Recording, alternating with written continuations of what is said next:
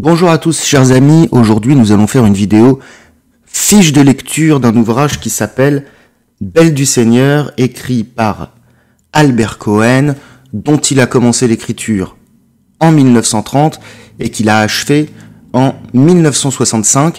Et cette œuvre, déjà monumentale en elle-même, s'inscrit dans une trilogie. Donc il y a un premier opus qui s'appelle Solal. Enfin, ça s'inscrit dans une œuvre encore plus monumentale. Mais moi, aujourd'hui, je vous fais la fiche de lecture, donc, de Belle du Seigneur, d'Albert Cohen, ici en édition poche, ici aux éditions Gallimard, la belle édition que je vous recommande. Alors, je vous la recommande pour plusieurs raisons. D'abord parce que les éditions Gallimard, c'est voilà, dans la littérature française moderne, c'est l'éditeur historique de tous les plus grands écrivains. L'édition est superbe, mais bon, c'est un roman qui fait, dans l'édition Gallimard, il fait 828 pages, 850 pages. Dans l'édition poche, il fait 1000 pages. Faut voir, c'est vraiment écrit tout petit, hein. C'est vraiment écrit tout petit. Donc autant prendre l'édition la plus agréable à lire, parce que c'est un long voyage. C'est un très long voyage. Et quand on voyage, il vaut mieux être à l'aise. Alors je pose les parpaings ici.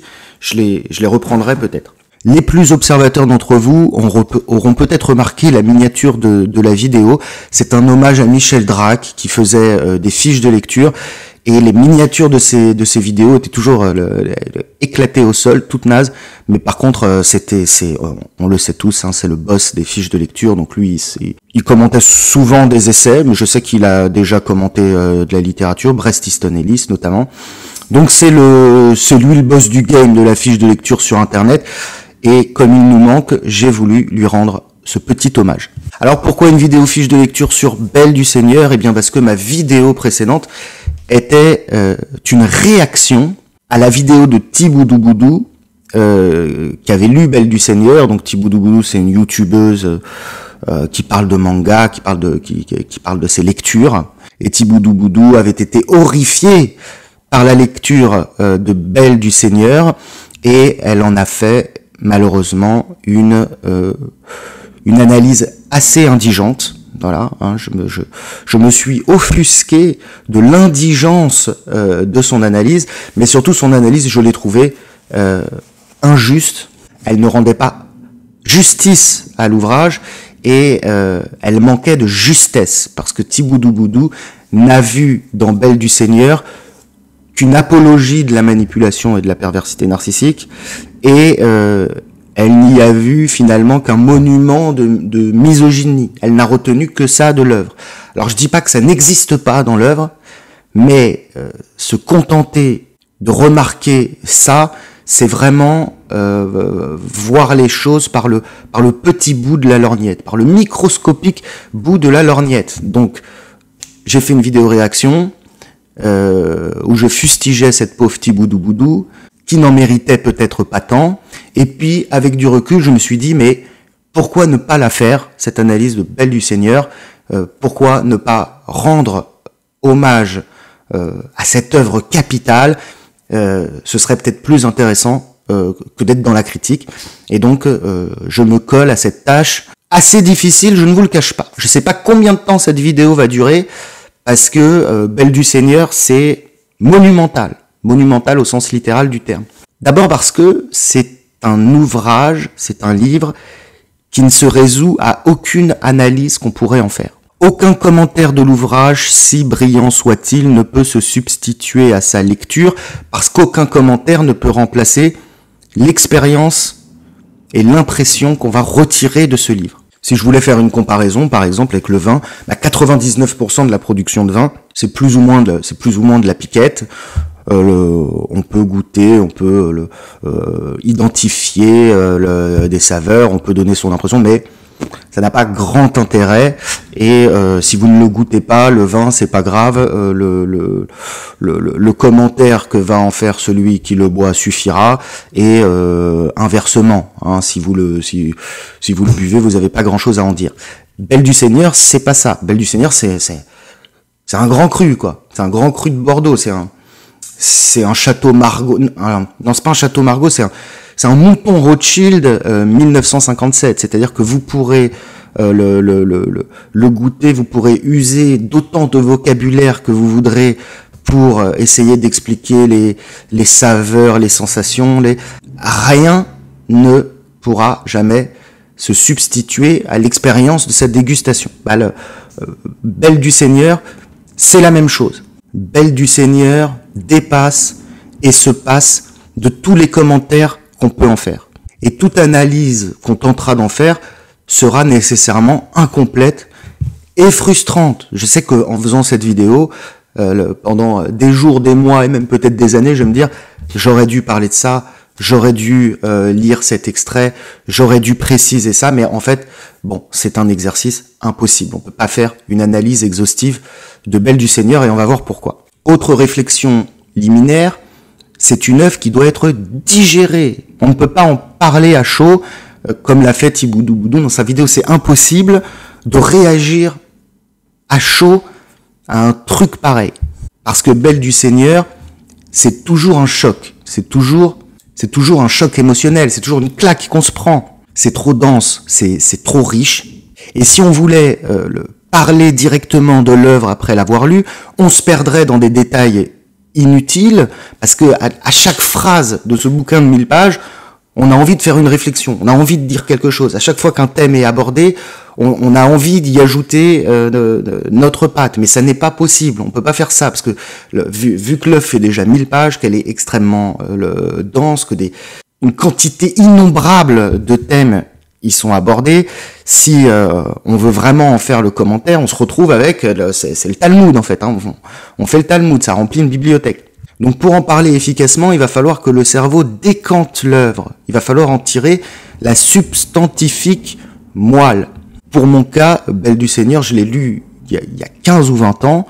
Je vous avoue que je l'ai pas relu. On va pas relire Belle du Seigneur. Il y a des gens, ils prétendent qu'ils ont lu Proust 2 fois, Belle du Seigneur 6 fois. Bon, moi, je suis pas comme ça. Il y a plein de livres que j'ai pas lus, il y a des classiques, j'aurais honte de l'avouer, mais dont j'ai même pas ouvert la page de garde, donc il est hors de question que je me relise Belle du Seigneur. Donc c'est un ouvrage que j'ai intégré et que j'ai digéré depuis très longtemps. Voilà, je crois que 15-20 ans après sa lecture, on a digéré une œuvre si complexe et si époustouflante soit-elle. Ah, dans mon analyse, je vais faire ça de manière très scolaire. Je vais essayer d'aller du moins important au plus important, quoi. Ah, la première chose qu'on remarque avec Belle du Seigneur, c'est que c'est un très gros livre. Voilà, c'est un pavé. Et là, vous allez dire, mais à quoi ça sert de préciser ça? On s'en fout. Non, on s'en fout pas. Un gros livre, c'est pas seulement un petit livre en plus gros. C'est pas comme vous commandez deux menus au McDonald's au lieu d'un seul. Un gros livre, particulièrement un gros roman, particulièrement un roman qui a une valeur littéraire au sens noble du terme, c'est extrêmement dur à écrire. On va voir que Albert Cohen ne s'est épargné aucune difficulté. Comme je vous dis, la version Gallimard fait 1000 pages. Alors, un gros livre, ça doit vous emporter, ça doit vous submerger, ça doit vous emmener dans des eaux très profondes. C'est de la grande littérature, donc l'intrigue du livre, le fil d'Ariane du livre tient en quelques lignes. J'ai presque envie de dire que l'intrigue est anecdotique, et avec cette intrigue anecdotique, on arrive à pondre 1000 pages. Pourquoi ? Parce que ce qui va être important dans ce livre, c'est le contexte dans lequel l'intrigue se déroule. Il faut que le contexte soit étudié en profondeur. Donc c'est de la sociologie, c'est de l'anthropologie, c'est de la politique. Il faut aussi que les personnages soient complexes. Les personnages, ils font pas grand-chose, mais on doit comprendre absolument tout des raisons pour lesquelles ces personnages font des choses. Et au milieu de tout ça, ça parle de tout et de rien. Il y a énormément de thèmes qui sont abordés. C'est pour ça que les gens qui voudraient lire Belle du Seigneur et qui se disent « je vais pas regarder la vidéo parce que je vais être spoilé, on va me divulgacher mon plaisir ». Bah non, l'intérêt de Belle du Seigneur ne réside pas dans les rebondissements de l'intrigue. on s'en fout. Belle du Seigneur, comme tous les grands romans, pratiquement, c'est une tentative de synthétiser une certaine forme de totalité du monde à travers une histoire. C'est pas Harry Potter, c'est pas Game of Thrones, dont l'épaisseur s'explique par l'infinité de rebondissements. C'est un gros livre par sa densité, c'est un gros livre par sa précision, et c'est un gros livre qui tente de rendre une certaine idée du réel. Dernière remarque liminaire, et puis après on va vraiment parler du texte et de l'ouvrage. Dernière remarque liminaire, c'est que le Belle du Seigneur n'est pas seulement un immense roman, un des plus grands romans du XXe siècle. C'est aussi un succès de librairie. C'est-à-dire que on a la quantité, on a la qualité, on a le succès. C'est une œuvre qui est à la fois élitiste et populaire. Ça s'est vendu, mais alors moi je peux pas vous dire le nombre d'exemplaires dans lesquels ça s'est vendu. Tant et si bien que cette édition là, moi que je me traîne depuis que j'ai 18 ans, mais vous la trouvez dans chez n'importe quel bouquiniste. Vous pouvez la trouver à, je sais pas moi, 5 ou 10 balles, quoi. Parce que des Belles du Seigneur, y en a à chier. Il y en a partout. Et je peux vous dire que c'est 5 ou 10 balles qui seront très bien dépensées. C'est un très bon investissement. Parce que je peux vous garantir que ça va vous occuper un petit moment. Voilà, j'en termine avec les remarques liminaires. Et on va rentrer dans le corps de l'analyse. Alors pour parler de ce bouquin, on va commencer par la forme. Avant d'attaquer le fond, on va commencer par parler de la forme. Belle du Seigneur est un des rares grands romans qui a du style. Il y a un style. C'est pas seulement l'auteur qui a une manière d'écrire particulière. Il y a du style. Vous lisez ça, vous ouvrez ça, vous avez jamais lu quelque chose de pareil. Ça n'a pas d'équivalent. Alors, je vais vous faire une confidence. Personnellement, je me méfie comme de la peste du style. Je ne suis pas un grand amateur de style. Et il n'y a rien de plus casse-gueule que le style. Donc c'est une deuxième difficulté que s'est imposée Albert Cohen, c'est de faire un énorme livre qui a du style. C'est complètement délirant comme projet. Bon, c'est des années de travail, 10 heures par jour. On se rend pas compte.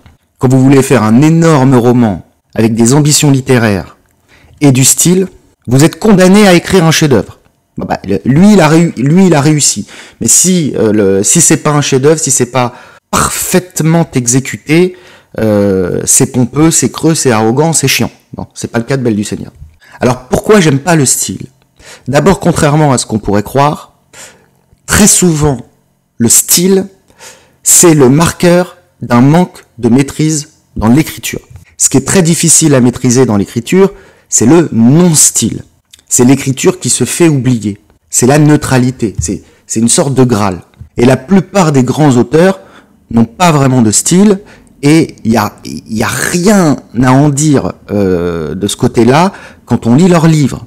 Pour moi, le boss du non-style, c'est Maupassant. C'est vraiment, chaque phrase dans le bouquin de Maupassant aurait pu être écrit par un collégien. C'est sujet, verbe, complément. Mais en faisant ces petites phrases toutes simples, sujet, verbe, complément, point, sujet, verbe, complément, point, en 2 pages, il vous a posé un décor, il vous a posé des personnages, sa maîtrise est incroyable. On pourrait dire la même chose de Houellebecq. Houellebecq, c'est le maître du non-style, mais c'est pareil pour Balzac, c'est pareil pour Dostoïevski, c'est pareil pour plein d'écrivains. C'est clair, c'est concis, c'est neutre, et ce qu'on a à dire prime sur la forme. Donc il faut faire oublier la forme. C'est ça qui est dur. Contrairement à ce qu'on pourrait croire, si vous demandez à quelqu'un qui n'a jamais écrit de sa vie d'écrire quelque chose qui lui tient à cœur, quelque chose avec de l'émotion, quelque chose avec des sentiments, quelque chose de profond, eh bien, il va faire des phrases interminables et il va essayer d'avoir du style, parce qu'il maîtrise pas la neutralité de l'écriture. Voilà, donc ça va être directement, ça va être pompeux, ça va être empoulé. Et c'est le marqueur d'un manque de maîtrise. Donc quand j'ouvre un livre et que je vois que trop de place est donnée à la forme, à la beauté des phrases, à la longueur des phrases, au passé simple, à l'imparfait du subjonctif, la première réaction que je vais avoir, c'est de me dire que c'est de la merde. Pour se permettre d'avoir du style, il faut d'abord maîtriser l'écriture à la perfection. Et c'est seulement une fois que vous maîtrisez l'écriture à la perfection que vous pouvez vous permettre de jouer avec les codes, que vous pouvez vous permettre de jouer avec les proportions. Mais même quand vous avez réussi à faire ça, c'est-à-dire que quand vous êtes... le style est le résultat d'une maîtrise supérieure de l'écriture, même quand vous avez réussi à faire ça, ce qui est déjà très difficile, il faut encore que le style ait une fonction. Si le style est là pour rien, c'est pourri aussi. Le style pour le style, il n'y a absolument rien de pire. Le style ne doit pas être là pour faire joli. Parmi les grands stylistes du XXe siècle, c'est-à-dire des auteurs qui ont écrit de grands livres, des chefs-d'œuvre, avec du style, le style n'est jamais là pour rien. Par exemple, chez Louis-Ferdinand Céline, Louis-Ferdinand Céline veut retranscrire à travers l'écrit la sensation du parler. Mais il peut pas se contenter d'écrire comme il parle. Donc il est obligé de réinventer tout un langage, de réinventer toute une grammaire. Bon. Et c'est nécessaire pour exprimer ce qu'il a à dire. Bon. Donc le style, il n'est pas là juste pour le style, il a une fonction. Chez Proust, c'est la même chose. Proust décrit des choses d'une telle délicatesse qu'il faut qu'il ait un style extrêmement délicat qui rend compte de la complexité et de la subtilité de ses réflexions. Si Proust qui raconte la même chose que ce qu'il raconte, mais avec sujet-verbe complément, ça ferait pas la même chose. Donc chez Proust, le style a une fonction.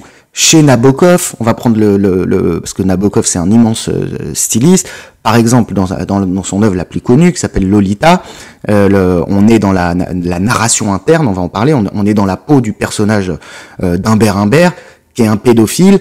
Il utilise un style extrêmement chatoyant, avec un torrent de vocabulaire, une maîtrise, parce que ça participe de la dimension subversive de l'ouvrage. C'est-à-dire que l'auteur raconte des horreurs, il est complètement cinglé, il détruit la vie de la jeune Dolores, de Lolita, et par ce moyen, l'auteur il tente de nous faire entrer en empathie avec ce narrateur pédophile, et ça crée un trouble chez le lecteur. Donc le style a une fonction.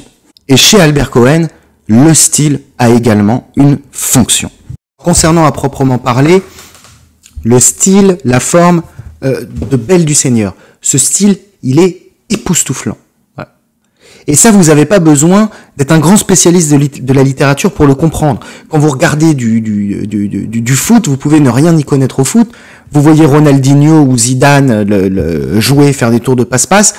Vous comprenez que vous êtes face à quelque chose qui est assez unique, qui est virtuose, qui est exceptionnel. Le vrai virtuose, le vrai génie, il n'y a pas besoin d'avoir une éducation, une initiation particulière pour le voir et pour le reconnaître. Donc là, c'est le cas chez Albert Cohen. Et là où il a élevé le style au rang d'art, c'est qu'il utilise énormément le procédé de la narration interne. C'est-à-dire qu'on vit à l'intérieur du personnage. On pense dans la tête du personnage. Il ne fait pas que ça. Parfois, il est narrateur omniscient. C'est-à-dire qu'il est là en train de parler de ce qui se passe. On ne sait pas qui il est, on ne sait pas où il est, mais il sait tout des ressorts de l'intrigue, il sait tout de la psychologie des personnages. Ça c'est le narrateur omniscient. Et puis parfois, il y a des dialogues qui sont tout autant fabuleux que le reste. Mais là où c'est marquant, c'est dans sa maîtrise de la narration interne. Vous allez vivre avec Belle du Seigneur une expérience immersive, totale, à l'intérieur du cerveau des personnages. Ce que fait Albert Cohen, c'est de la sorcellerie. C'est de la sorcellerie. C'est-à-dire que il va réussir à retranscrire la voix qu'on a dans la tête et qui ne s'arrête jamais, et il va substituer, il va remplacer notre monologue interne, notre monologue personnel, il va substituer celui des personnages. C'est-à-dire que les personnages, ils vont penser dans votre tête. Si bien qu'il ne décrit pas des personnages et des caractères, il n'en a pas besoin, il nous fait devenir ces personnages et ces caractères. Et ces personnages et ces caractères, nous allons, à force de vivre dans leur tête, nous allons les connaître intimement. une intimité comme vous n'avez pas idée, une impudeur comme il n'en existe nulle part ailleurs. Parce que d'abord, la littérature, c'est l'art de l'impudeur, parce que c'est une relation entre un auteur et un lecteur, et une relation qui ne se donne pas à voir. Donc on peut aller très loin dans l'impudeur, et Albert Cohen va plus loin que jamais personne n'a jamais été dans l'impudeur, parce qu'on est dans la fusion, c'est encore plus impudique qu'un film porno. Voilà. Et Thiboudou, elle tombe dans ce piège, elle dit, oui, on est dans la tête des personnages, puis il y a plein de trucs qui servent à rien. Il raconte qu'il regarde par la fenêtre, qu'il fait beau, qu'il aime se beurrer la tartine, qu'il aime boire sa pipe, qu'il a envie de faire caca, que ci, que ça. Et il dit, et au milieu de toutes ces phrases qui servent à rien, parfois il y a une phrase qui fait avancer l'intrigue. Elle se trompe, c'est l'inverse. C'est les phrases qui en apparence, les réflexions qui en apparence sont inutiles, qui permettent cette expérience immersive, qui permettent de se mettre à la place des personnages et de comprendre l'essence des personnages. Et quand une phrase surgit qui fait avancer l'intrigue, c'est par contrainte que l'auteur fait ça. Parce que on s'en fout de l'intrigue. L'intrigue, elle est simplissime. C'est quand on a l'impression que ça sert à rien, que ça sert à quelque chose. Nous sommes enfermés dans les personnages de la même manière que les personnages sont enfermés en eux-mêmes. Les personnages, ils sont prisonniers de leur pensée, ils sont prisonniers de leur hérédité, ils sont prisonniers de leur milieu social, ils sont prisonniers de leur déterminisme. Nous allons nourrir avec les personnages tout au long de l'œuvre une relation symbiotique, c'est-à-dire une relation de l'ordre de la symbiose. C'est pour ça que c'est une œuvre qui nous marque. Il y a des tas de livres qui sont des chefs-d'œuvre, qui sont grandioses, mais quelques années après, vous avez oublié les personnages, vous avez oublié l'intrigue, et ce livre ne vous a laissé que quelques réflexions, que quelques impressions. Belle du Seigneur, jamais de la vie. Les personnages, l'histoire, le contexte, vous le gardez avec vous, grâce à cette virtuosité du style et de la narration. Et autre exploit que réussit à faire Albert Cohen, c'est que son style n'est pas là pour cacher la misère. Son style rend la lecture du livre beaucoup plus facile. Il ne complexifie pas l'œuvre, bien au contraire. Il la rend accessible. Et il lui donne une impression de légèreté. On a l'impression qu'on lit quelque chose de très léger, de très superficiel. Alors que pas du tout. Albert Cohen raconte des horreurs, il raconte que des choses horribles. Mais toute la littérature, c'est que des choses horribles. Le bonheur, c'est pas intéressant à raconter. Mais donc Albert Cohen, il réussit l'exploit de dire la vérité, de dire des vérités pas très plaisantes, d'expliquer des choses qui sont extrêmement compliquées d'un point de vue sociologique, etc. Mais il le fait avec légèreté. Il le fait avec énormément de légèreté. La plupart des auteurs, quand ils veulent raconter des choses horribles, ils font passer la pilule avec du lyrisme, avec de la grandeur. Lui, c'est le contraire qu'il fait. Il donne une impression de trivialité. Et si nous n'y prenons garde, on pourrait presque croire que c'est une comédie romantique cucu, alors que pas du tout. Donc au niveau du style, Albert Cohen, c'est un magicien, c'est un sorcier. Voilà pour le style. Alors, Belle du Seigneur, c'est une histoire d'amour, c'est connu pour être une histoire d'amour, et en effet, c'est l'intrigue principale du livre, c'est une histoire d'amour passionnelle et toxique entre deux personnages qui s'appellent Ariane et Solal, nous y reviendrons. Mais ça n'est pas que ça. Comme je l'ai dit, c'est un grand roman, donc qui va s'attarder sur le contexte dans lequel l'intrigue prend place, qui va évoquer tout un tas de thèmes marginaux et périphériques. On ne peut pas résumer Belle du Seigneur à une histoire d'amour. C'est la manière dont Albert Cohen va développer les autres dimensions de l'œuvre, qui sont innombrables. Les autres dimensions, c'est pareil, c'est comme le style. Elles sont pas là pour rien. Elles sont là pour donner du corps à l'intrigue principale. Elles sont là pour lui donner de l'épaisseur, de l'envergure, pour rendre chacune des actions et des paroles des personnages, leur donner une extraordinaire profondeur. Là encore, c'est époustouflant, quoi. Je vais vous donner un seul exemple.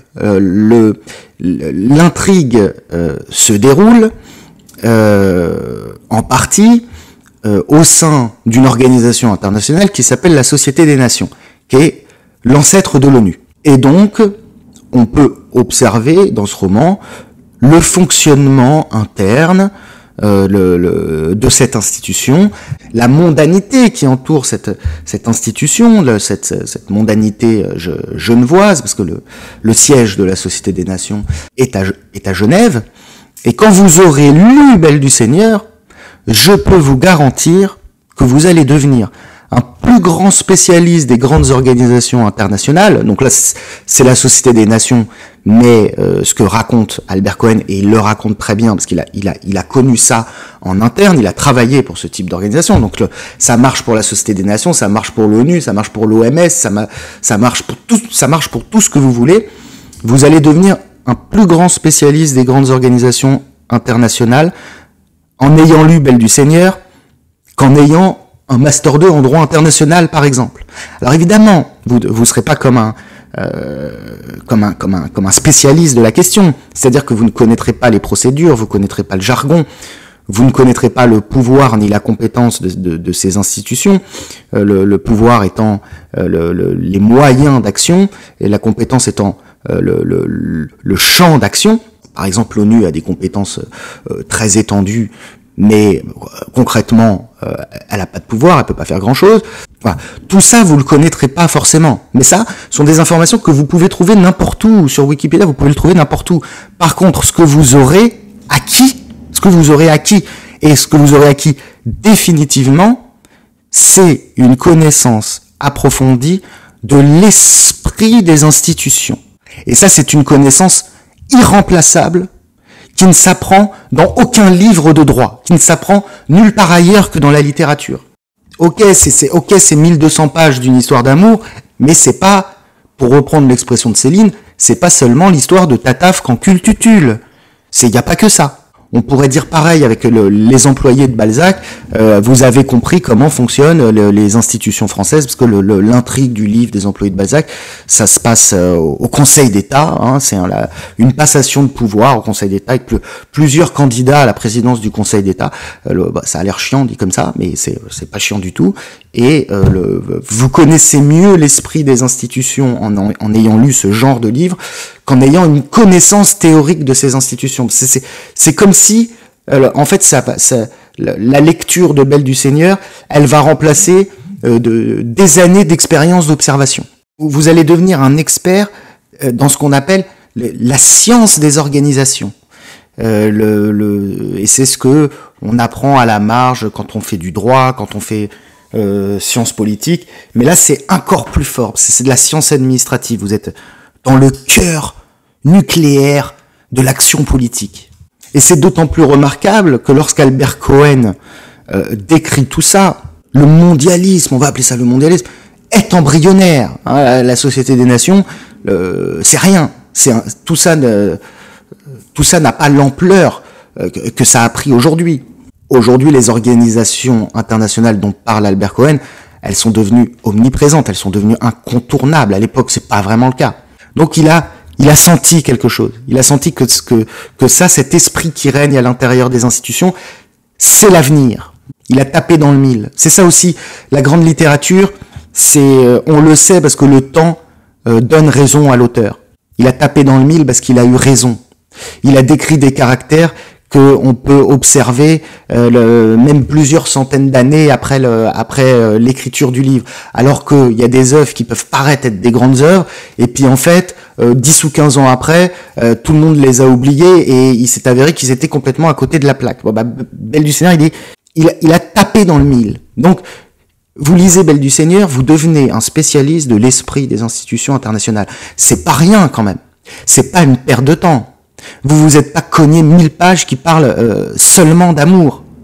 On ne peut pas réduire Belle du Seigneur à sa dimension sentimentaliste. Vous vous imprégnez, disais-je, de l'esprit des institutions, et par là même, on peut dire que Belle du Seigneur est également le meilleur remède, le meilleur vaccin, si je voulais être un petit peu provocateur, contre le complotisme pathologique. Complotisme pathologique, c'est pas une critique globale du complotisme. Tout est complot. Qu'est-ce que c'est un complot? C'est avoir une ambition, c'est avoir un projet, et c'est faire aboutir ce projet petit à petit sans déclarer ses véritables intentions. Donc des complots, il y en a partout et à toutes les échelles. Mais chez les complotistes pathologiques, il y aurait un grand complot mené par des élites satanistes à 190 de QI, tous dans la combine, tous parfaitement au courant de ce qu'ils font. Bon, quand vous lisez Belle du Seigneur, que vous vous familiarisez avec l'esprit qui règne dans ces grandes organisations internationales, donc là c'est la Société des Nations, mais les grandes industries, les grandes entreprises sont également des formes de grandes organisations internationales, c'est les mêmes machines à gaz, eh bien vous vous familiarisez également avec son personnel. Et son personnel, il n'est pas si intelligent que ça, il n'est pas si brillant que ça, il n'est pas si déterminé que ça, et il est habité par des ambitions, des fantasmes, des préoccupations qui sont à des années-lumière des théories des complotistes pathologiques. Voilà, les grands complots qui mettraient en œuvre des millions de personnes hyper intelligentes. En fait, le matériel humain pour mettre en œuvre ce type de complot, il n'existe pas. Ça n'est pas possible. Tout complot qui ne peut pas être mis en œuvre, tout complot à grande échelle, parce que c'est à cette échelle que les scénarios des théories du complot s'élaborent. Des complots à cette échelle, ne peut exister de complot à cette échelle qu'un complot qui est mis en œuvre au cours d'un buffet petit déjeuner du Sofitel avec des collaborateurs qui sont pas si compétents que ça, qui sont pas si intelligents que ça. Et ça, Albert Cohen, il en parle merveilleusement, quoi. Ce sont des usines à gaz qui ne fonctionnent pas. Ah, d'ailleurs la SDN, elle a pas empêché la Seconde Guerre mondiale. Bon, bref. Donc voilà, il y a plein de choses dans ce livre. Mais maintenant, intéressons-nous à l'intrigue principale. Alors, évacuons les thèmes secondaires développés dans l'ouvrage et concentrons-nous sur l'intrigue principale. L'intrigue principale, c'est Ariane, le fil d'Ariane, mariée à un petit fonctionnaire de la SDN, Adrien Deume, avec lequel elle s'ennuie, et cette Ariane va tromper ce mari pas intéressant avec un personnage magnifique, virtuose, supérieur en toute chose, qui est Solal des Solal, qui lui est le sous-secrétaire de la SDN, un poste très prestigieux, et Ariane et Solal vont vivre une passion intense, toxique et destructrice, une passion qui va les consommer et les détruire. Donc les personnages principaux, c'est Adrien Deume, le mari cocu, c'est Ariane et c'est Solal des Solal, les amants magnifiques. Ce ne sont pas les seuls personnages. En fait, il y a plein de personnages sur lesquels nous pourrions nous attarder davantage. Par exemple, un personnage qui mériterait qu'on s'y intéresse, c'est la domestique des parents d'Adrien Deume, dont les réflexions et les observations sont savoureuses. Et là encore, Albert Cohen, il utilise la technique de la narration interne. Donc on vit à l'intérieur de cette domestique qui bien sûr est une observatrice privilégiée de ce qui se passe. Elle est extraordinaire, je vais lire un petit passage qui la concerne un peu plus tard.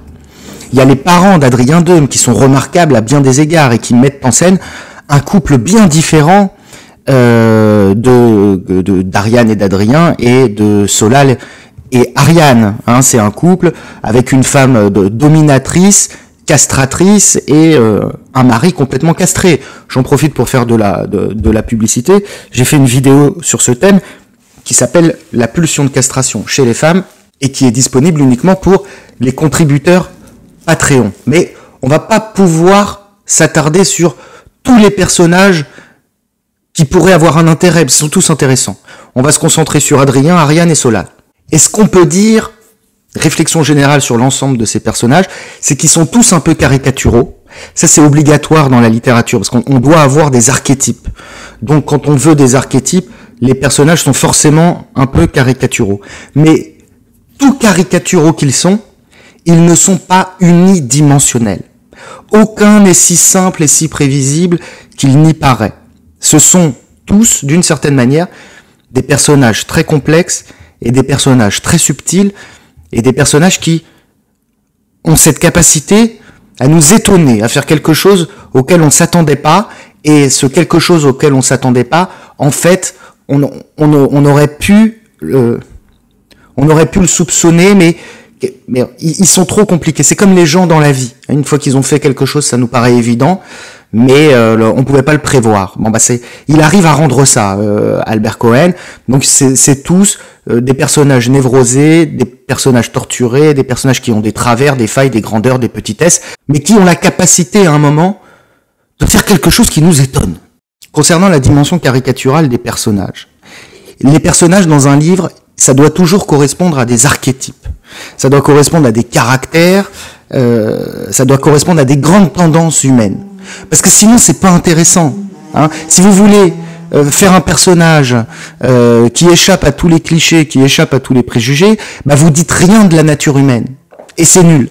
Donc, ce sont des archétypes, hein, ça c'est leur dimension mythologique, qui est prévisible, mais ce sont également des êtres singuliers. Les personnages d'Albert Cohen sont des êtres singuliers, et dans leur singularité, ils sont émouvants et ils sont étonnants.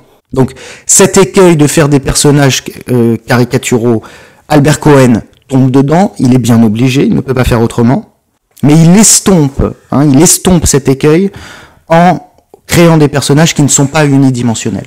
Ce qui m'amène à croire, c'est un thème qui est en filigrane dans toute l'œuvre, qu'Albert Cohen semble penser qu'il y a une place microscopique pour le libre arbitre, mais on en parlera après. Alors cette galerie des personnages, on va l'inaugurer avec Adrien Deume, qui est le mari cocu. Alors Adrien Deume, ce qui le caractérise, c'est que c'est un petit bourgeois.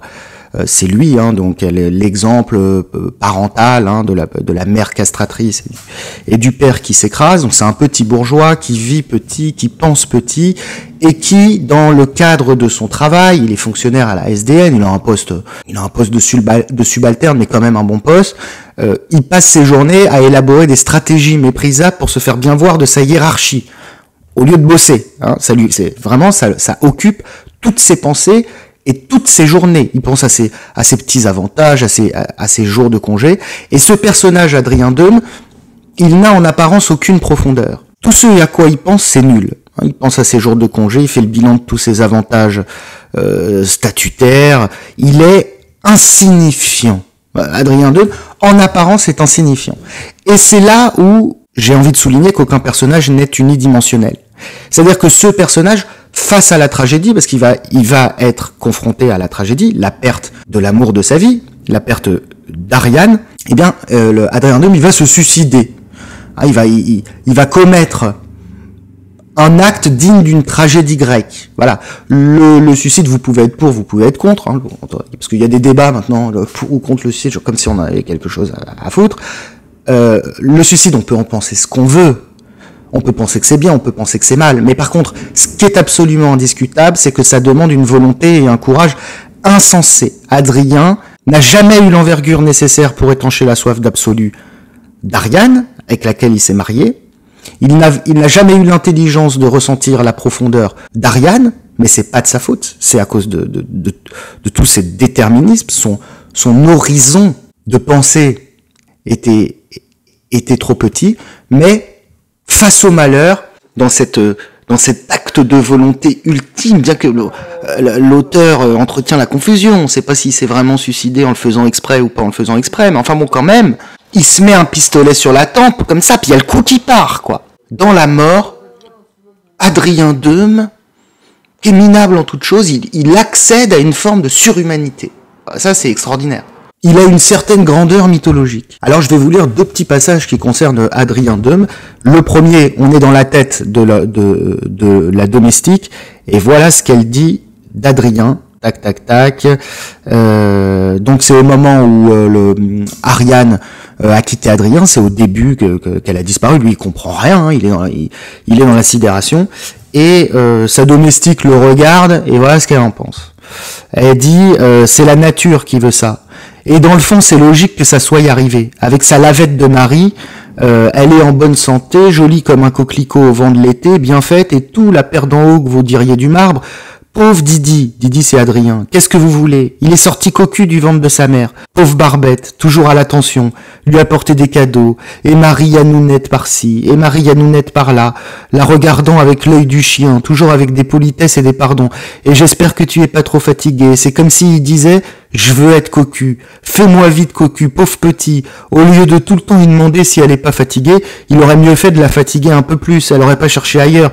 Faut dire que l'autre, c'est le bel homme. Alors là, vous savez, il est à croquer cru. J'ai vu son portrait à cheval, qu'elle l'oublie partout, même à la salle de bain. Bon bref, elle fait une description vraiment au vitriol de ce pauvre Adrien. Et il y a un autre passage qui est rigolo, c'est là, Adrien, il s'est fait quitter, il tourne en rond, on est enfermé dans ses pensées, c'est avant qu'il se suicide, il est toujours égal à lui-même, il est toujours un peu minable, mais là il est face à un événement qui le dépasse complètement. Et donc là c'est le Albert Cohen qui redevient narrateur omniscient.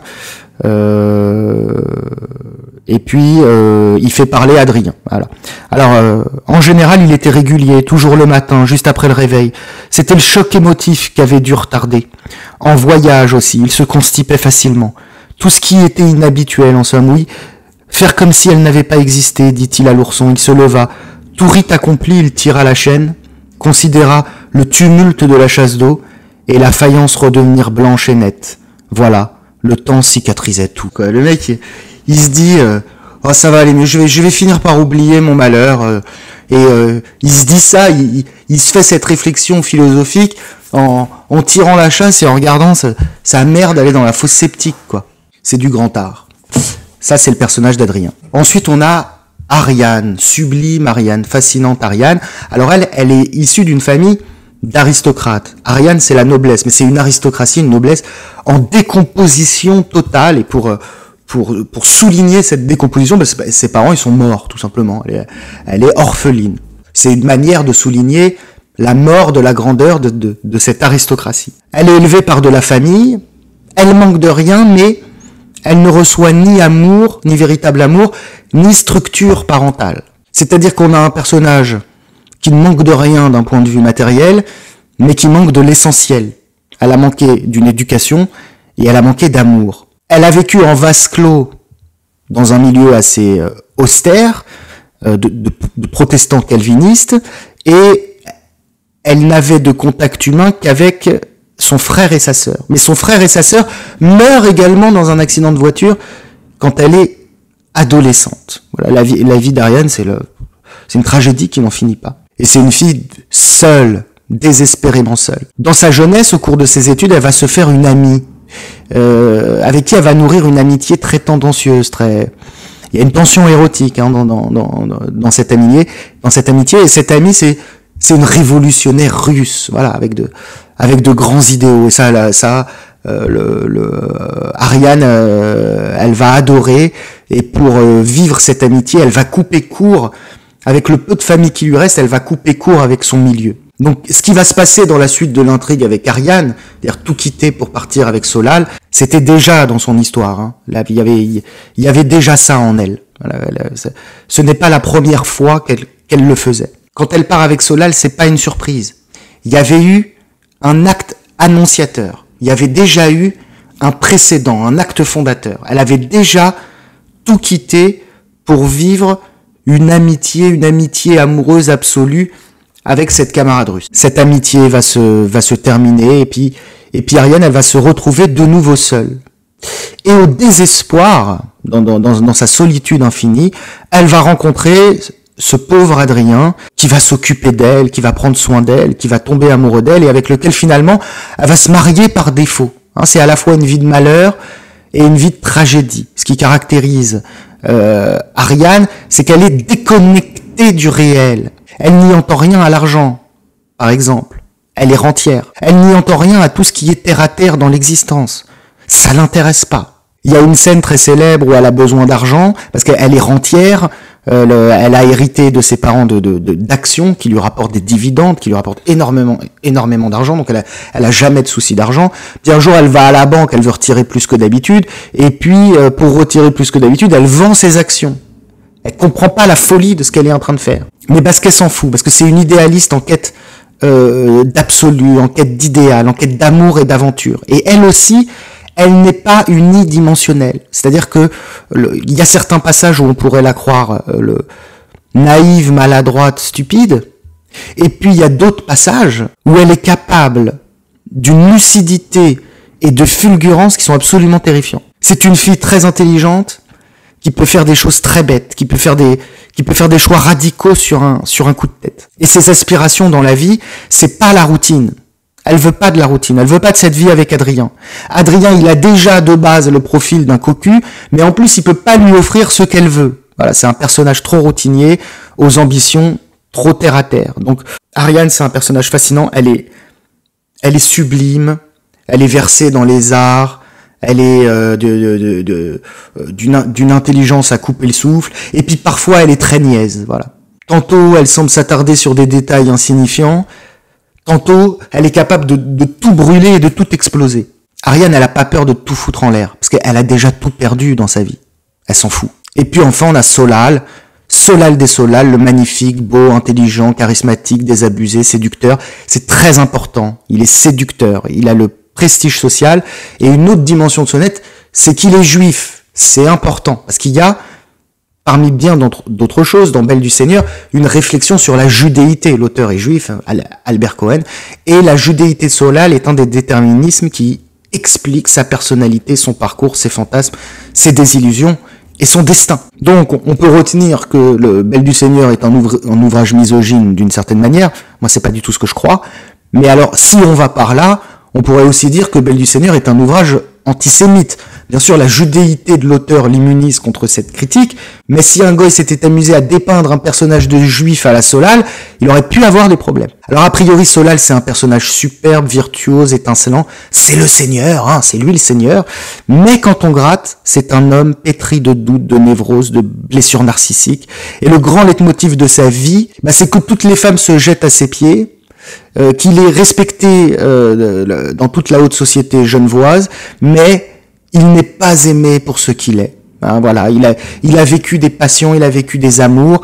Les femmes l'ont aimé pour ce qu'elles ont projeté sur lui, mais ça n'était pas vraiment lui. Et puis la passion s'essouffle. Et donc les gens aiment pour de mauvaises raisons, et donc il est déçu en amour, et donc il se met à nourrir un ressentiment envers les femmes, et à suranalyser les relations hommes-femmes. Hein. C'est un red piller, il est red pillé, Solal. Il ne veut pas qu'on l'aime simplement parce qu'il est beau, parce qu'il est riche et parce qu'il a un statut social. Il voudrait qu'on l'aime pour ce qu'il est. Donc il est en quête d'une forme d'amour absolu et fusionnel qu'il ne trouvera jamais. Hein, il enchaîne les conquêtes, il est toujours déçu. Il attend des femmes ce qu'elles sont incapables de lui donner. Et il y a cette scène très célèbre dont Thiboudou Boudou parle également, où il va voir une de ses vieilles amantes qui vieillit. Maintenant, elle a 42 ans. Ça fait des années qu'il la tamponne. Et puis, pendant qu'il baise avec, la magie est passée. Elle est trop vieille pour jouer le rôle de la passion. Donc il va falloir qu'il s'en débarrasse, il va falloir changer la viande. Parce que lui, comme il est dans quelque chose qui n'existe pas, pour maintenir cette illusion que cet amour peut exister, il est obligé d'enchaîner les passions. Et cette amante de 42 ans, la viande est daubée. Il peut plus rien en faire. Et de cette déception, la femme étant pour lui l'objet interchangeable d'une déception toujours identique, il va élaborer des théories sur les femmes, il va élaborer des stratégies de séduction, il va analyser l'amour jusqu'à la nausée, et il va répéter sans cesse le même schéma à l'infini, et d'amour en amour, de train en train, de port en port, il finit complètement désabusé. Ce désamour, ce sentiment de ne pas être aimé, cet esprit d'analyse surdéveloppé, c'est aussi une dimension de la judéité du personnage. Mais tout désabusé qu'il est, cette quête de l'amour absolu qu'il sait vaine et fausse, qu'il sait perdu d'avance, il veut la vivre quand même, puisque pour lui, il n'y a que ça qui mérite d'être vécu, il n'y a que ça qui lui apporte un sentiment de bonheur et de plénitude. Et ce sentiment de bonheur et de plénitude, il va le vivre avec Ariane. Mais ce personnage de séducteur qui finit par devenir désabusé et quelque part malsain, c'est le destin de tous les séducteurs. Parce qu'à un moment, c'est le destin de Don Juan, c'est le destin de Casanova, c'est le destin de Solal. Parce qu'à un moment, la passion, c'est qu'une étape de l'existence. Et cette passion, elle doit devenir autre chose, elle doit muter, elle doit se transformer. Mais lui, il veut pas qu'elle se transforme. Il veut que cette passion, elle soit éternelle. Il attend des femmes ce qu'elles sont incapables de lui offrir. Et comme elles sont incapables de lui offrir ce qu'il veut, il finit par leur en vouloir. Et donc, ce qui ressort de tout ça, c'est qu'Ariane et Solal sont deux grands brûlés de l'amour. Ce sont deux personnages qui sont psychiquement, érotiquement, romantiquement, complètement déglingués. Et sont des personnages qui n'ont rien à perdre. Et n'ayant rien à perdre, eh bien, ils vont tout perdre ensemble. Chacun des protagonistes va nourrir pour l'autre des attentes complètement irréalistes. Aucun ne pourra être à la hauteur de ce que l'autre attend, et chacun des deux désire cette passion, vit cette passion pour de mauvaises raisons, pour des motifs inavouables. Et donc nécessairement cette passion, elle va être infiniment toxique. Solal et Ariane, ils vont se consommer, ils vont se consumer, ils vont s'insupporter, et ils vont mourir. Belle du Seigneur, c'est une tragédie, c'est pas une comédie romantique. Le jour où la passion meurt, où il y a cet épuisement du désir, où il y a cet épuisement de la passion, qui vont essayer de retarder par tout un tas de stratagèmes, mais ils ne pourront pas y échapper. Le jour où cette passion va mourir, ils vont mourir avec elle. Voilà. Alors, ce que Solal ne peut avoir, ce que Solal ne peut obtenir, puisque ça n'existe pas, c'est-à-dire l'amour total, l'amour qui ne s'épuise jamais, l'amour parfaitement honnête et transparent, où on aime l'autre pour ce qu'il est, sans trop transposer des choses sur lui, sans s'identifier à quoi que ce soit. Eh bien, cet amour absolu, il va tenter de l'obtenir par la ruse. C'est-à-dire qu'il va amener l'autre à se comporter comme il voudrait qu'il se comporte pour satisfaire son autre désir. Donc, quelque part, pour Solal, c'est comme on appelle ça aujourd'hui, une sorte de pervers narcissique. Pervers narcissique, c'est juste un pervers, hein, le pervers est forcément narcissique. Pour Solal, l'autre est un objet. Il aimerait que l'autre ne soit pas un objet. Il aimerait que l'autre soit un sujet. Il aimerait que l'autre fasse ce qu'il attend de lui sans qu'il ait besoin de le manipuler. Mais c'est pas comme ça que ça se passe. Parce que ce qu'il attend de l'autre, c'est impossible. Ce n'est pas ainsi que les femmes aiment. Il veut être aimé d'une manière qui n'a rien à voir avec la réalité de l'amour féminin. Il va donc faire de l'autre l'objet transparent de sa propre jouissance. Mais c'est plus compliqué que ça encore. Parce qu'en réalité, Solal ne ment jamais à Ariane. Pour le coup, il ne complote pas, il ne la manipule pas. Il exprime systématiquement à Ariane ses intentions de manière univoque. Il lui dit, regarde comment on manipule une femme pour qu'elle tombe amoureuse, et pendant qu'il lui explique, il fait la même chose. Du coup, est-ce que ça annule la manipulation? Moi, je crois que oui. Il y a dans le personnage de Solal une mise en abîme de la manipulation. C'est un manipulateur qui expose sa manipulation et qui manipule en exposant sa manipulation. Est-il vraiment un manipulateur du coup? Ou c'est encore plus pernicieux et encore plus ambivalent? C'est que c'est en expliquant à Ariane à quel point il est totalement désabusé, à quel point il a déconstruit les mécaniques de l'amour et à quel point il arrive à manipuler sa mécanique, qu'elle est subjuguée, elle est fascinée par son intellect, elle est fascinée par son cynisme et par sa virtuosité. Donc, c'est en jouant au manipulateur qu'il l'a fait tomber amoureuse. Ce qui fait que Ariane, ça n'est pas une pauvre victime manipulée. Elle sait très bien ce que Solal est en train de lui faire, et ça lui plaît. Dans Belle du Seigneur, il n'y a pas de victime, il n'y a pas de bourreau, il n'y a pas de méchant, il n'y a pas de gentil. Solal et Ariane foncent tout droit dans le mur, en pleine connaissance de cause. C'est en pleine conscience qu'Ariane choisit d'être réifiée, c'est-à-dire qu'Ariane choisit d'être réduite à l'état d'objet. Elle a compris que c'est ce que Solal veut, et ce que Solal veut, Dieu le veut aussi, et elle veut lui donner. Donc elle accepte d'être la chose de Solal. Et ça, c'est toute l'ambivalence du rapport dominant-dominé. Qui est le dominant, qui est le dominé? En acceptant d'être sa chose, elle devient essentielle à Solal. Et Solal devient également sa chose, parce qu'il ne peut plus vivre sans ça. Ariane choisit librement sa propre servitude. Et finalement, c'est ça, c'est une définition de la liberté.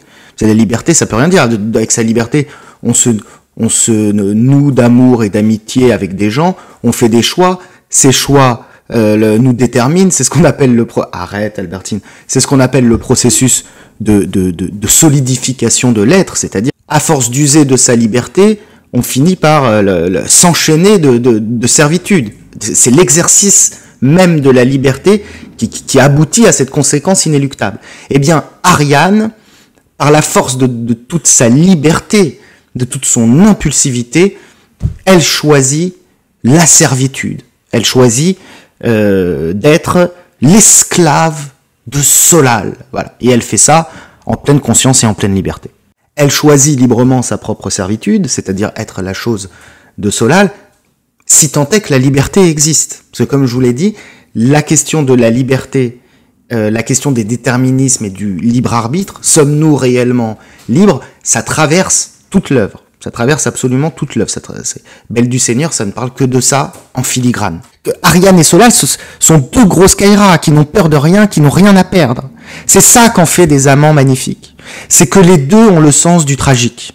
Ils savent que ça va mal finir, mais ils y vont quand même. C'est là toute l'ambivalence du livre. Leur amour, il est à la fois toxique, il est tragique, mais il est aussi magnifique. Cohen, il nous montre les arrière-cuisines d'un amour en apparence sublime, parce que les personnages sont sublimes. Si demain, nous croisons Solal et Ariane se promenant je ne sais où à Venise, on se retournerait sur eux, c'est des 10 sur 10, on se dirait ils sont merveilleux. Mais sauf que ce que nous montre Albert Cohen, c'est les arrière-cuisines de cet amour, les arrière-cuisines qui sont pas reluisantes. Il y a des Pakistanais en cuisine qui se lavent pas les mains, mais pourtant le plat c'est du 4 étoiles, voilà. Et c'est comme ça, c'est l'amour. On n'aime pas toujours pour les bonnes raisons, on n'aime pas toujours les bonnes personnes, et on n'aime pas toujours les autres pour leur bien. Je vais vous donner un exemple. C'est une scène qui est extrêmement célèbre. C'est la scène dans laquelle Solal va subjuguer Ariane. Il va conquérir son cœur. Il va ravir son cul et son cœur. Il va rentrer par effraction chez Ariane, déguisé en vieil homme, le truc trop bizarre. Et il va lui faire une leçon de Red Pill, et puis à la fin il va s'annoncer, il va dire non, je suis pas un vieil homme pervers, c'est moi. Excuse-moi, mais quand Ariane vit ça, elle comprend qu'il est fou et tordu, elle comprend qu'il est gueudin, mais tout fou soit-il, il est le seul homme qui puisse lui offrir l'amour absolu dont elle rêve. Donc elle n'est pas une victime, c'est ça qui est très important à comprendre. C'est une femme libre, c'est une femme aussi libre qu'on peut l'être, qui fait le choix radical de la passion destructrice en pleine conscience, en détruisant tout ce qui l'entoure, c'est-à-dire essentiellement son mari et sa belle famille. Et Solal, qui lui est désabusé, qui sait que tout cela ne mène à rien, ne mènera jamais à rien, que tout cela est vain, eh bien, il manœuvre dans l'ombre pour se faire renvoyer de la SDN, en devenant apatride, parce qu'un apatride ne peut pas diriger la Société des Nations à l'époque, encore son statut de juif qui revient, et il se met volontairement dans une position où il n'a plus qu'Ariane dans sa vie. Il se met volontairement en position de vulnérabilité ultime. Il est lié à elle comme elle est liée à lui. Ils sont coincés dans cette histoire.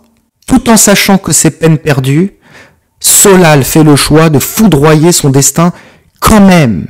Parce qu'il n'y a que l'illusion de l'amour qui soit assez important, qui justifie son sacrifice. Il n'y a que là-dedans qui voit une certaine forme de grandeur. Dans le roman d'Albert Cohen, il n'y a rien en quoi on peut croire. Les gens sont insupportables, les gens sont déterminés, la politique est un leurre, nous sommes le jouet impuissant de nos déterminismes, ce que je viens de dire, et l'amour est vain. Et pour les personnages qui ont compris ça quand même, la seule chose qui mérite qu'on s'y attarde, c'est l'ivresse de l'amour. Mais l'ivresse de l'amour, c'est de l'amour, mais c'est de l'ivresse. Et l'ivresse, c'est une sensation factice. Et tandis qu'on est ivre, le monde, lui, il ne change pas. Et le lendemain, c'est la descente, c'est la gueule de bois, c'est la déchéance. Et cette déchéance, cette gueule de bois, c'est la décrépitude des héros à la toute fin du roman. Quelques réflexions sur la misogynie de l'auteur. Parce que Belle du Seigneur est en train de devenir apparemment une œuvre qu'il faut cancel. C'est pas du tout une œuvre misogyne, attention. Ariane est une héroïne féministe. Allons au-delà des propos misogynes que peut tenir l'auteur et que tenaient tous les hommes nés avant les années 50. Albert Cohen offre à la littérature une de ses plus belles héroïnes féminines. Une femme libre, complexe, qui se saborde en pleine conscience. C'est un livre qui peut paraître sans espoir, hein, c'est la perte des illusions dans tous les domaines. Et pourtant, c'est un livre de 1000 pages parce qu'au bout du bout, l'expérience de l'incarnation, elle est vertigineuse. C'est un livre sur la perte des illusions, mais cette perte des illusions, c'est la condition sine qua non de la libération. Il n'y a que la vérité qui libère. C'est Jésus, qui est un grand révolutionnaire, qui a dit ça. Et le problème de ces personnages, c'est pas qu'ils ont perdu toutes leurs illusions, c'est qu'ils en ont conservé une, l'illusion de l'amour. Ils n'ont pas voulu y renoncer. C'était trop dur pour eux. Cette mort à eux-mêmes, ils ne l'ont pas acceptée. Donc cette perte des illusions, cette expérience initiatique, cette mort à soi-même, ils ne l'ont pas acceptée totalement. Ils ont conservé certaines utopies, ils n'ont pas réussi à digérer certaines déceptions, et donc ils sont allés directement à leur perte. Albert Cohen, auteur misogyne, misanthrope, anarchiste, antisémite, tout ce que vous voulez, qui méprise tout et tout le monde, tout autant la plèbe que la bourgeoisie, que la noblesse, que les institutions, un dandy, un esthète. Et pourtant, combien faut-il aimer la vie pour offrir au monde une œuvre aussi grandiose que Belle de Seigneur, pour faire ce cadeau, parce que c'est un cadeau. Donc le message, c'est la beauté et l'espoir, il ne faut pas aller la chercher dans des croyances illusoires, ni dans des idées illusoires, ni dans des amours illusoires. La beauté et l'espoir sont partout autour de nous, dans le réel, à condition de savoir le regarder. Autre réflexion qui peut sembler frapper au coin du bon sens superficiel et stupide, mais je crois pas qu'elle le soit, c'est qu'une relation toxique, comme peut l'être la relation d'Ariane et Solal, qui est la trame de l'ouvrage, c'est toujours deux personnes qui n'auraient pas dû se rencontrer. Hein, c'est pas, il y a pas une victime, il y a pas un bourreau, c'est une relation interpersonnelle et c'est une rencontre qui n'aurait jamais dû avoir lieu. Ariane, qui ne rencontre pas Solal, elle aurait pu continuer à vivre sa vie de petite bourgeoise bien tranquille. Son mari, il était jamais là, il était toujours en déplacement. Elle avait du pognon. Elle aurait pu prendre un amant, continuer à s'ennuyer, lire des bouquins, faire un enfant, devenir mère, grand-mère, et puis s'épanouir de cette manière. Hein, c'est pas un destin héroïque, mais enfin c'est une vie assez agréable. Elle n'a pas choisi cette vie. Solal, il aurait pu continuer à enchaîner les conquêtes autant qu'il veut. C'est un beau gosse de la mort. Il aurait pu garder cette blessure en lui, cette blessure de l'amour, hein, de la même manière qu'on a tous été blessés et déçus par quelqu'un ou par quelque chose un jour de notre vie, puis on s'en est remis, on vit avec. Et puis il aurait pu faire un mariage de raison et continuer à s'élever dans la hiérarchie sociale jusqu'au sommet, parce qu'il n'y a rien qui pouvait l'arrêter, Solal. Eh ben non, ils se sont rencontrés. Solal a rencontré Ariane, et Ariane pouvait correspondre à l'idéal de la femme passionnée, et Ariane, elle a rencontré Solal, qui pouvait lui offrir l'illusion de l'absolu de l'amour qui brûlait dans ses entrailles, et tout ça s'est mal terminé. La tragédie, c'est leur rencontre. Et leur rencontre est-elle un acte de volonté surhumain, ultra-humain, auquel cas c'est du libre arbitre, ou est-elle leur destinée? Toute la narration de l'ouvrage, toute la trame de l'ouvrage pose cette question. Et cette question, Albert Cohen, il y répond pas. Personne ne pourra jamais y répondre. Ariane et Solal qui se consument, ça me fait penser à cette phrase de Bukowski qui dit « Trouve ce que tu aimes dans la vie et laisse ce truc te tuer ». Solal, il a rencontré Ariane et c'est ça qu'il aime. Ariane, elle a rencontré Solal et c'est ça qu'elle aime. Et ils ont laissé cette seule chose qu'ils aimaient, pour de mauvaises raisons, les tuer. Solal est suffisamment fascinant pour qu'Ariane s'abandonne à son idéalisme. Ariane est suffisamment belle pour faire oublier à Solal son cynisme.